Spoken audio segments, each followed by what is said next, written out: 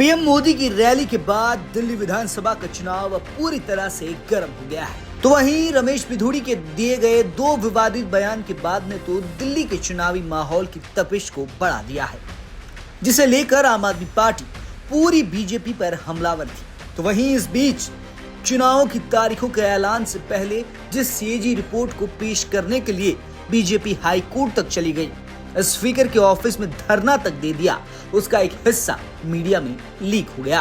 बता दें कि सीएजी रिपोर्ट का ये पूरा हिस्सा सीएम आवास, जिसे बीजेपी शीश महल कहती है, उसके खर्चे को लेकर है, जिसमें यह दावा किया गया है कि दिल्ली के सीएम आवास के रेनोवेशन पर 33 करोड़ खर्च किया गया है, जबकि रेनोवेशन की अनुमानित लागत 8 करोड़ थी। तय लागत से 290% ज्यादा खर्च किया गया है।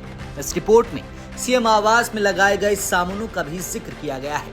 रिपोर्ट के मुताबिक 88 इंच का टीवी लगभग 29 लाख में खरीदा गया।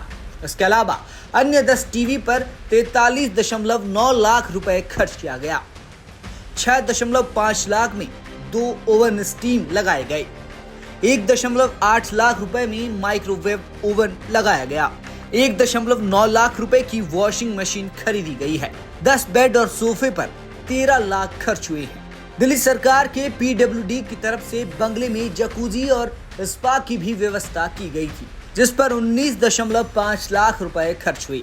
इसके अलावा 19.8 करोड़ रुपए में 7 सर्वेंट क्वार्टर बनाए गए हैं। सीएजी रिपोर्ट में यह भी बताया गया है कि पीडब्ल्यूडी विभाग की तरफ से ऑडिट के लिए सभी दस्तावेज उपलब्ध नहीं कराए गए। कई बार कहने के बावजूद ऐसा नहीं किया गया। सीएजी की रिपोर्ट एलजी को सौंप दी गई है। बजट और खर्च प्रक्रिया में भी सीएजी को अनियमितताएं मिली हैं। 21,000 वर्ग फीट में बने 6 फ्लैग स्टाफ रोड बंगले में 8 bedroom, 3 meeting room, 2 drawing room, 2 kitchen, 12 toilet और 1 डाइनिंग हाउस है।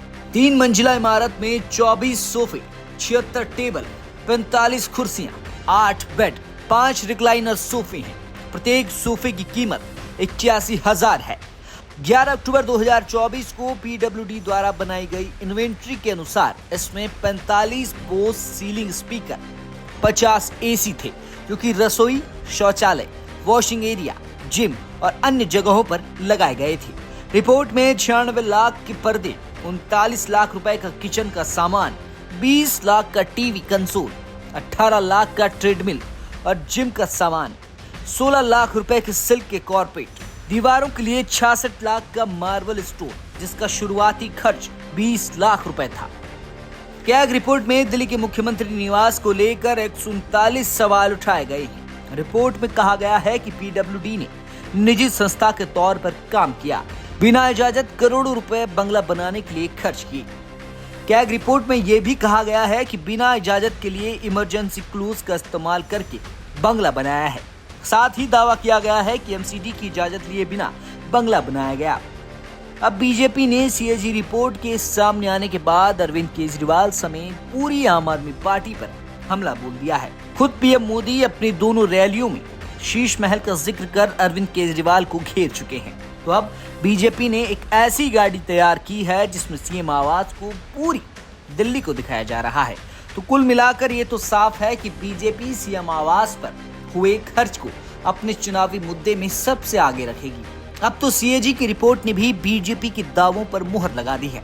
देखना यह होगा कि आम आदमी पार्टी चुनावी मौसम में सीएजी रिपोर्ट सामने आने के बाद हो रहे सियासी डैमेज को कैसे कंट्रोल करेगी। ब्यूरो रिपोर्ट, दिल्ली तक।